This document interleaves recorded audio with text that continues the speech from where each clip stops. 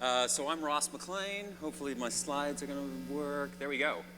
I am one of the co-founders of over-the-shoulder smartphone qualitative research, and I'm here in a support role to Esther Newman from CarbonSix, and I'm going to help her tell you about a fantastic project that they did with insomnia sufferers, using smartphone qualitative very well and to its full advantage on the over-the-shoulder smartphone platform. So I'll start off a little bit about over-the-shoulder. Basically, it is a software platform that we developed over the last 6 or 7 years, coming from a qualitative research background, because we wanted to put really high quality, depth, qualitative smartphone tools in the toolbox of research practitioners. Because the qualitative world is full of people who are fantastic at their craft of qualitative research, but they don't have background and knowledge, and they're sometimes intimidated by bringing it to smartphone methodologies. So we supply them with a software platform, and we help them design projects that will work really well right off the bat, and recruit them and execute them. And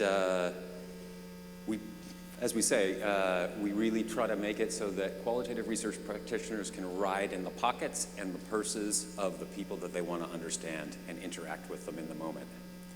We've probably talked a lot about why that's important, but I will tell you, doing this for 6 or 7 years has driven home this truth for me, which is that as human beings, we are terrible at remembering what we did, and we're even worse at remembering why we did it if we try to recall it a week or a month into the future. But if we can capture and have people journal and have people capture those moments with audio and video and photo using the smartphone that's with them all the time, we have a chance to see truths that we completely miss otherwise. 6 or 7 years in, I'm still astounded by the degree to which that's true. And when you take that to the pharma and healthcare space, which Esther is going to talk about today, it actually exacerbates that problem, because you're going to hear about insomnia sufferers who are stressed out about what's happening to their life. They are scared about the effects of what they're going through. They're underslept, obviously. And they go through a process that takes a couple weeks or a couple months and has all sorts of moments and influences along that journey pathway. And if you try and talk to them a month after they've gone through it, they will have flawed, inaccurate, incomplete recall of what really happened. But if you can ride in their pockets, you can actually see truths that you'd totally miss otherwise. So that's what Over the Shoulder does. We designed it so that it makes it incredibly easy for those participants in those moments to capture them and journal them. And of course, because, incredibly important in the pharmaceutical and healthcare space, it has to do it securely and privately, because these are massively confidential disclosures that people are making, so the system has to be able to respect that and respond to that. So Esther's going to come up now and talk about a fantastic case study of where that tool and this opportunity was really put into practice. Thank you, Ross. Hi, everyone. I'm Esther. I work for CarbonSix. We're the pharmaceutical division of Shapiro and Raj, located in Chicago. And before I get started talking about this case study, I'd like to thank Ross and his whole team, the over-the-shoulder team, because they've been so supportive and so flexible. And we've been able to work together really successfully in addressing some difficult business issues for our clients. So it also helps that they're down the street from us, and so we can just pop over anytime we need a hand. So for the sake of time, we've tried to summarize the most important content of this case study. At CarbonSix, clients come to us looking to better understand their customer. And this customer may be the physician, or as in this case study, the patient, sometimes caregivers as well. And CarbonSix and the pharmaceutical market research world in general tend to be traditionalists at heart. We love IDIs, we love traditional market research techniques, we love social science rigor, but we also are starting to recognize that novel technologies may be required to get a better understanding of the whole picture. And we're really trying to bring that to our clients. Just as in the CPG space, a traditional IDI only offers you insight into the customer when they're sitting with you on the virtual camera or in the front room.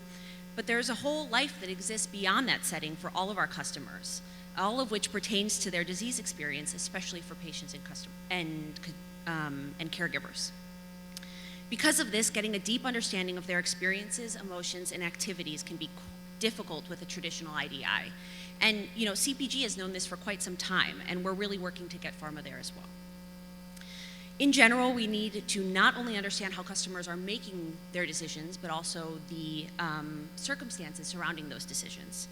So a large pharmaceutical company comes to us, and they're struggling with this very concern. How do we learn what the actual experience is like day in and day out for our target population, which are patients who suffer from insomnia? How do they deal with this condition? What is their decision-making process like? What emotions are associated with this disease, and what unmet needs exist? They had completed some segmentation work prior, and they were hoping to validate it and get a thorough understanding of each consumer type. And the end goal really was to inform a direct-to-consumer campaign for their target population to reflect the benefits of their product, which we will call Dream a Lot. So as we can all imagine, insomnia impacts sufferers' lives during the day. As Ross was explaining, they're tired, they're frustrated, they may struggle to drive, to work, even to make decisions due to how little sleep they're getting. But we also know that there are a lot of thoughts and emotions that come up in the middle of the night when we're sleeping, when we can't sleep. In fact, that's really when the most significant impact of this condition is identifiable, in the middle of the night. So it would be fairly impossible to get these insights into the patient's experience in the middle of the night when talking to them the next day in an IDI. We just can't remember those sorts of things in the morning. It would also be slightly uncomfortable to have an in-person ethnographer with them to explore emotions and experiences in real time in the middle of the night. The bedroom is just not the most appropriate place for an ethnographer, at least while you're trying to sleep. So this is where digital or mobile ethnography truly shines, getting under the pillow of the patient. So here's what we did.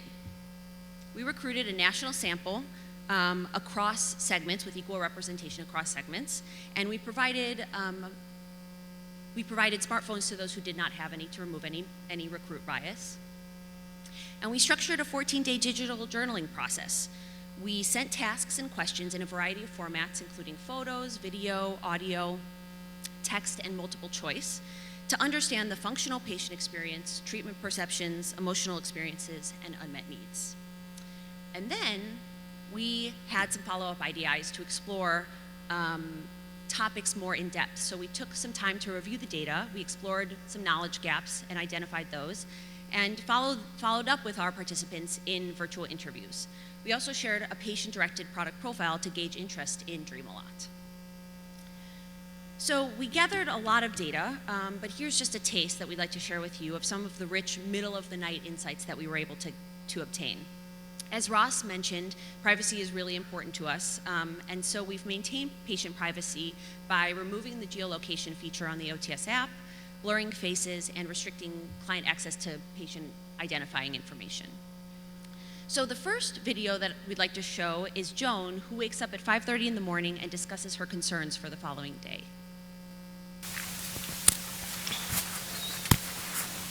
It's 5:28 in the morning and I've been up since 4:30.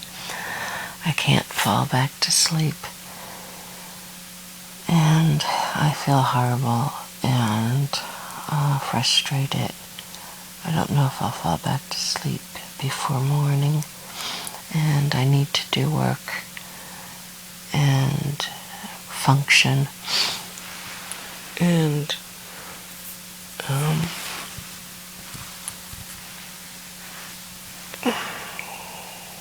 so I just feel concerned about getting enough sleep, functioning tomorrow, frustrated that I can never seem to sleep through the whole night.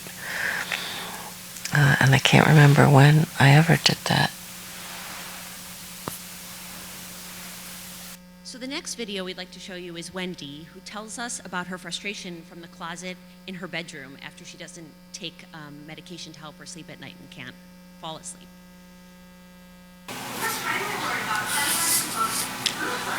Oh boy, I really didn't want to open up the light because I don't want to wake up my husband who's sound asleep. So I'm going to just mosey on over here in my closet and video record this. It's not quite midnight. I went to sleep early tonight, hoping to try to get a good night's sleep. I didn't take anything, and here I am awake. Wide awake as usual. I don't know why I am, but I am, and I'm exhausted. And, I don't know. Maybe I'll make myself some warm milk or something. Something's gotta give with this, driving me out of my mind. Okay, hopefully you can see me. It's kinda hard to do this when... So now we'll hear from Maya, who talks us through her fight to go back to sleep. I'm trying. I barely slept. As usual. Sorry, I know my hair is all over my hair.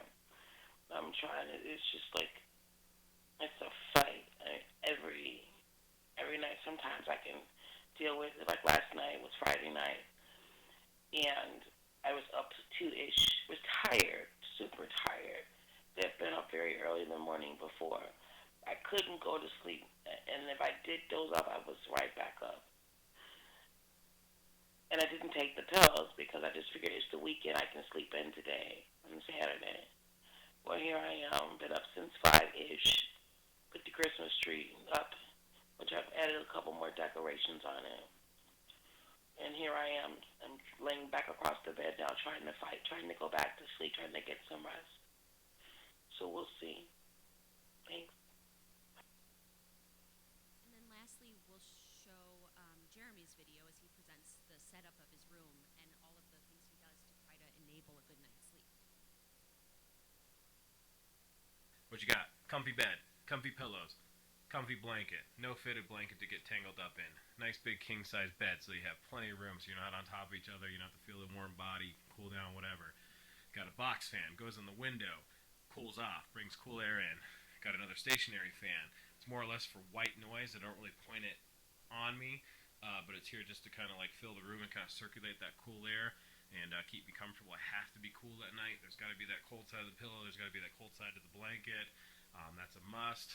I put a hat over the alarm clock.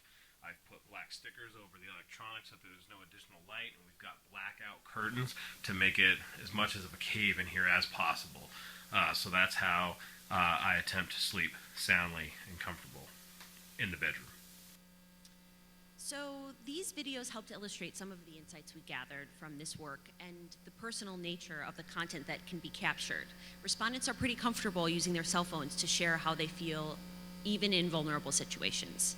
And you can imagine how cool it is when we show this kind of content to patients in a follow-up IDI setting. Sometimes they don't even remember the content that they recorded, and we can get some pretty unique insights out of that discussion.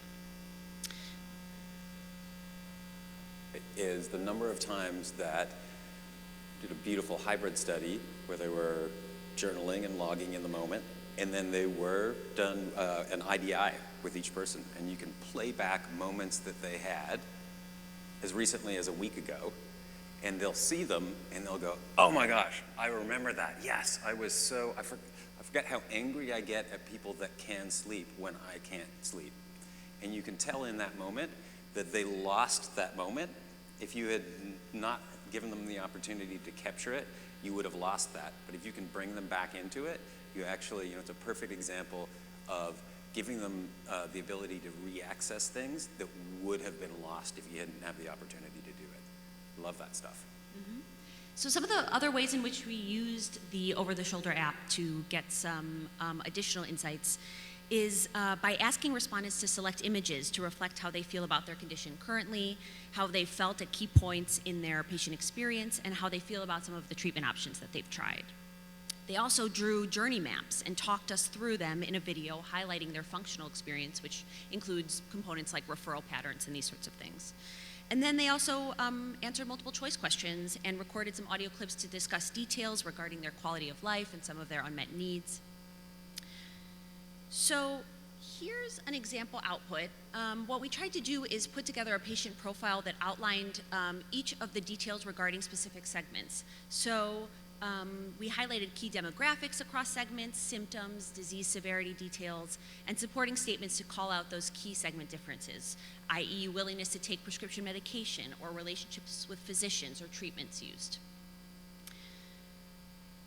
The resulting analysis from this work offered the client some important learnings to inform their communication platforms. The Dream-A-Lot team now had a first-hand understanding of the patient experience, including differences and similarities between patient segments. We were also able to highlight some key themes that should be incorporated into concept development and offer our clients some insight into the appeal of Dream-A-Lot, both based on product profile reactions, an analysis of unmet needs, as well as views on pricing. We also gained knowledge regarding the competitive landscape from a consumer perspective, which we shared with the client.